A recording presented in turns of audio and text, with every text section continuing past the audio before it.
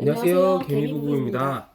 10월 6일자로 신혼부부 디딤돌 대출 자격 요건이 신혼부부 기준 기존 7천만 원에서 8,500만 원으로 완화되었습니다. 저희도 기다리고 있었던 소식이라 이 기회에 직접 신청해보면서 겪었던 멘붕 순간들을 정리했습니다. 디딤돌 대출의 전반적인 내용은 홈페이지에 잘 나와 있으니 참고해주세요. 신청 과정은 기금이 든든 또는 주택보증공사 홈페이지에서 신청하시면 되고 자격심사, 예비자산심사, 사전자산심사, 사후자산심사의 순서로 이루어집니다. 저희는 착실히 디딤돌 대출 안내문을 읽어보고 준비했지만 막상 직접 신청해보니 멘붕 오는 순간들이 있더라고요. 이번 영상에서 헷갈리는 상황에 대해서 다루겠습니다. 먼저 자격 기준은 혼인신고일 기준 7년 이내의 신혼부부이며 부부 합산 소득이 8,500만 원 이하여야 합니다. 대출 가능 주택은 85제곱미터 미만의 주택가격 6억 이하입니다. 소득은 전년 기준으로 산정하는데 직장인은 원천징수 영수증 기준, 자영업자는 소득금액증명원의 소득금액 기준입니다. 이 금액의 합산이 8,500만 원 이하여야 합니다.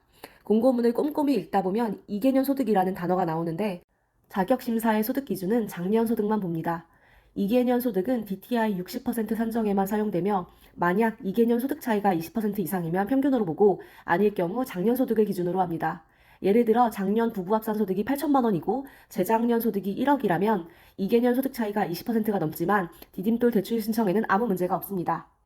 자격심사, 예비자산심사를 잘 넘겼다면 사전자산심사로 넘어갑니다. 중요한 것은 사전자산심사는 디딤돌 대출 신청일 3개월 전월 말일 기준입니다. 예를 들어 10월 15일 디딤돌 대출을 신청하셨다면 3개월 전 말일인 7월 31일 기준으로 자산이 심사됩니다.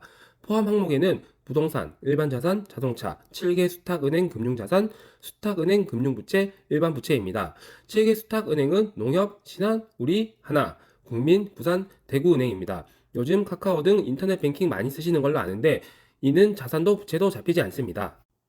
저희도 실제 진행 시 자산심사 부적격으로 연락을 받아서 자산심사 기준에 대해서 공부할 수 있는 계기가 되었습니다. 첫 번째 사례는 분양권이 자산으로 잡힌 경우입니다. 이럴 경우 분양계약서, 옵션계약서, 발코니 확장계약서와 이 세 건에 대한 납부 확인서를 제출 시 분양권에 대한 자산 금액이 빠지고 낸 금액만큼만 자산으로 인정됩니다.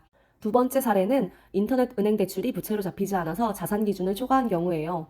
요즘 인터넷 은행 많이 이용하시기에 이런 경우 많이 발생할 것 같은데요. 사례를 들어 설명해 드리겠습니다. 카카오에서 5천만 원을 대출받아 계약금 납부 또는 차량 구매 같은 자산으로 인정되는 품목을 구매할 때 그것이 내 돈으로 산 것처럼 자산 처리가 됩니다. 그래서 자산 기준을 초과할 수 있는데 이때는 앞서 말씀드린 3개월 전 말일 기준으로 부채 증명서를 납부하면 부채 처리가 됩니다. 그래서 만약 부모님께 빌려 계약금이나 중도금을 냈다면 자산을 초과할 수 있으니 계산 잘 하시거나 은행에서 빌리세요. 이자 몇 푼 아끼려다가 좋은 기회를 놓칠 수 있습니다. 이렇게 무사히 자산심사를 통과하면 사후자산심사 단계로 넘어갑니다. 사후자산심사는 사전자산심사에 몇 가지 항목이 더 추가됩니다. 기간은 4주에서 6주 정도 소요되고 대출 실행일 이전 부적격 판정 시 대출이 취소됩니다. 만약 대출 실행 후 자산심사 초과 시 초과 금액에 따라 가산금리가 부과됩니다. 자산기준 초과로 시중은행 대출보다 더 비싸게 디딤돌 대출을 이용하시는 경우가 있다고 하더라고요. 사후 자산심사에는 앞에서 언급한 사전 자산심사 목록 외 오른쪽 항목이 더 추가됩니다. 주식은 3개월 전 말일 기준의 장 마감 후 평가금 기준으로 평가합니다. 그 외 개인연금, 퇴직연금도 자산으로 잡히는데 국민연금 및 DB, DC형 퇴직금은 제외됩니다. 모든 보험도 해약 환급금 기준으로 자산으로 평가합니다. 그 외 전체 금융기관 기준으로 범위가 확대되는데 예를 들어 카카오 등의 인터넷은행이 자동으로 심사됩니다. 하지만 마이너스 통장은 부채로 잡히지 않습니다. 저희도 직접 디딤돌 대출을 실행하면서 다양한 멘붕 상황들을 겪었고 이 사례들을 정리하면 디딤돌 대출을 준비하시는 분들께 도움이 될 것 같아서 영상을 만들어 보았습니다. 정리하자면 대출 신청일 3개월 전 말일 기준으로 자산을 확인하므로 첫째, 대출은 부채증명서 발급 가능한 것만 다루시는 게 좋고요. 부모님이나 지인 돈 빌리신 게 있다면 미리 정리하시기 바랍니다. 둘째로 주식, 개인연금, 보험도 확인 필수입니다. 꼭 확인하셔서 기간 내 정리하시고 조정하세요.